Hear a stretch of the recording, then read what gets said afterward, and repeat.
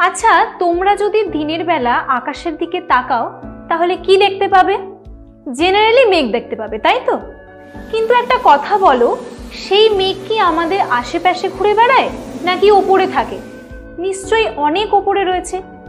তার মানে একটা জিনিস দেখো, আমরা একথা বলতেই পারি যে অনেক উঁচুতে আকাশে এমন কিছু কন্ডিশন রয়েছে যা মেঘ ফর্ম করছে। অন্যভাবে বললে, আমরা যত নিচ থেকে ওপরের দিকে উঠব কিছু কিছু জিনিস চেঞ্জ হচ্ছে, যার জন্য মেঘ আমাদের আশেপাশে না থেকে অনেক ওপরে রয়েছে। তাহলে এই জিনিসগুলো কি কি? এই জিনিসগুলো হলো তাপমাত্রা এবং রাসায়নিক উপাদান। দেখো, আমি যে পৃথিবীর নিচ থেকে ওপরের দিকে যাওয়ার কথা বলছি, ওপরে কি আছে? বায়ুমণ্ডল। তার মানে যেহেতু নিচ থেকে ওপরে গেলে এই তাপমাত্রা রাসায়নিক উপাদানগুলো চেঞ্জ হচ্ছে, তাই বায়ুমণ্ডলকে এর বেসিসে ভাগ করতেই পারি। তাই আজ আমরা দেখে নেব বায়ুমণ্ডলকে কত ভাগে ভাগ করা যায়, অর্থাৎ বায়ুমণ্ডলের স্তর বিন্যাস। বায়ুমণ্ডলকে প্রধানত দুটো ভিত্তিতে ভাগ করা হয়। নাম্বার 1 হলো তাপমাত্রার উলম্ব বন্টনের পার্থক্য অনুসারে, আর 2 নাম্বার হলো রাসায়নিক উপাদানের তারতম্য অনুসারে। এই তাপমাত্রার উলম্ব বন্টনের পার্থক্য অনুসারে বায়ুমণ্ডলকে আবার 6টা ভাগে ভাগ করা হয়েছে। কিন্তু আজ একসাথে 6টা ভাগে আমরা যাব না, আজ 3টে ভাগ নিয়ে আলোচনা করব, ঠিক আছে? তো এই ভাগগুলোর প্রথমেই রয়েছে ট্রপোস্ফিয়ার। বায়ুমণ্ডলের এই স্তর হলো সবথেকে নিচের স্তর। আর যদি নামের কথা বলো তাহলে জেনে রাখো যে ট্রপোস্ফিয়ার এই শব্দটা হলো একটা গ্রিক শব্দ। একে ভাঙলে দুটো শব্দ পাওয়া যাবে, একটা হলো ট্রপো, যার মানে হলো মিশ্রণ বা আলোড়নপূর্ণ, আর অন্যটা হলো স্ফিয়ার, যার মানে হলো অঞ্চল।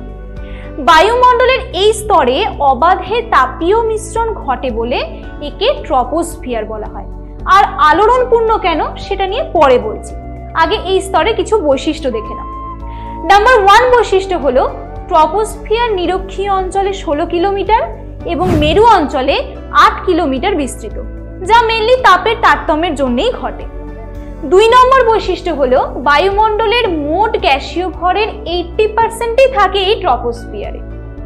3 নম্বর বৈশিষ্ট্য হিসেবে বলতে পারো, ট্রপোস্ফিয়ারে উচ্চতা বৃদ্ধির সঙ্গে সঙ্গে প্রতি 1000 মিটার বা 1 কিলোমিটার উচ্চতায় 6.5 ডিগ্রি সেলসিয়াস হারে উষ্ণতা কমে, যাকে আমরা উষ্ণতা হ্রাসের স্বাভাবিক হার বা নরমাল ল্যাব স্টেট বলে থাকি। তাহলে যদি প্রশ্ন আসে নরমাল ল্যাব স্টেট কি, নিশ্চয়ই পারবে। এই প্রসঙ্গে আরো একটা কথা বলি, প্রিভিয়াস ক্লাসে আমরা কি দেখেছিলাম যে জলীয় বাষ্পের 90%ই থাকে ভূপৃষ্ঠ থেকে 6 কিলোমিটার মধ্যে, পাশাপাশি ধূলিকণা তো থাকেই। আর আজ আমরা কি দেখলাম, ট্রপোস্ফিয়ার ও নিরক্ষীয় অঞ্চলে 16 কিলোমিটার এবং মেরু অঞ্চলে 8 কিলোমিটার বিস্তৃত। তার মানে এই স্তরেই ম্যাক্সিমাম জলীয় বাষ্প এবং ধূলিকণা আছে, যার ফলে এই জলীয় বাষ্প ও ধূলিকণার আধিক্যের কারণে এক আলোড়নপূর্ণ অবস্থার সৃষ্টি হয়, যা আমি প্রথমেই বলেছিলাম যে এই স্তর হলো আলোড়নপূর্ণ। আর যেহেতু এটা আলোড়নপূর্ণ একটা স্তর, মানে মেঘ, ঝড়, বৃষ্টি এই সব যাবতীয় আবহিক কার্যাবলী এই স্তরে ঘটে, তাই এই স্তরকে বলা হয় ক্ষুব্ধমণ্ডল। এই হলো ট্রপোস্ফিয়ারের কিছু কিছু বৈশিষ্ট্য।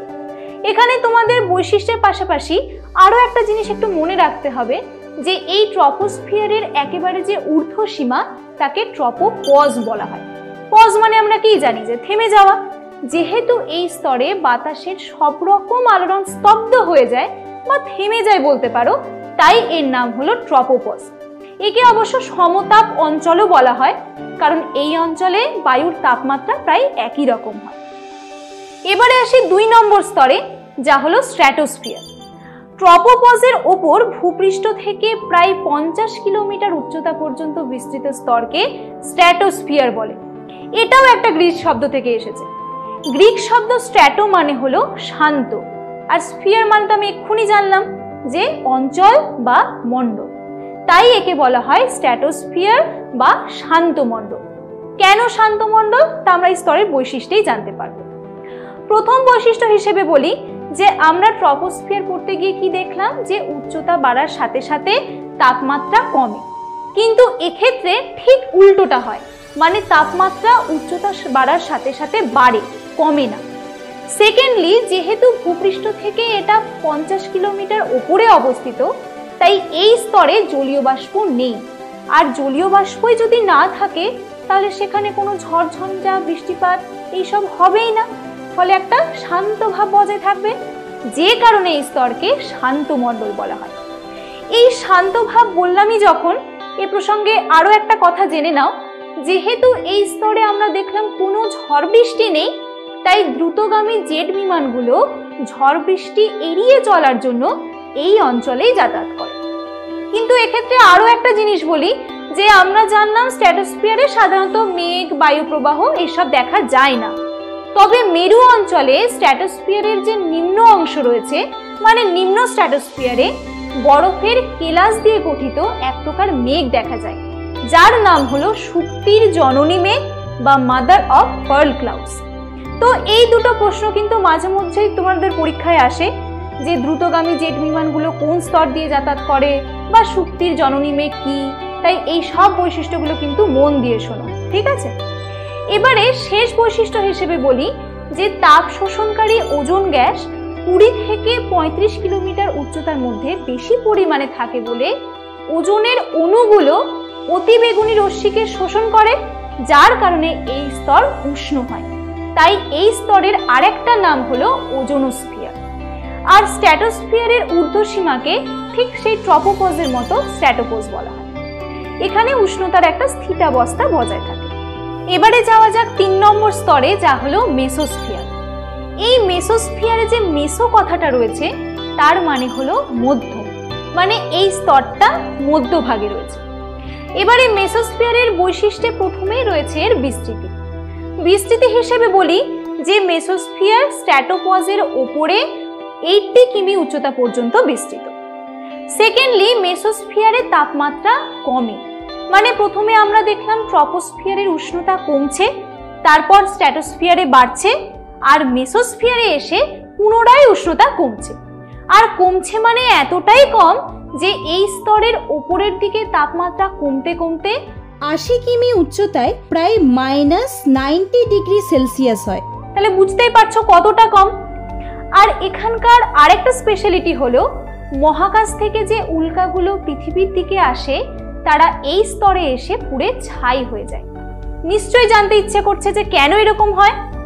কারণ হিসেবে বলি যে মহাকাশ থেকে উল্কা যখন এক্সোস্ফিয়ার এবং থার্মোস্ফিয়ারের মধ্য দিয়ে আসে, এই দুটো হলো বায়ুমণ্ডলের আরো দুটো স্তর, যা পরবর্তীকালে জানবো। তো এই স্তরগুলোতে যেহেতু সেই অর্থে বায়ু নেই, তাই উল্কা প্রায় অবাধেই এই স্তর ভেদ করে চলে আসে।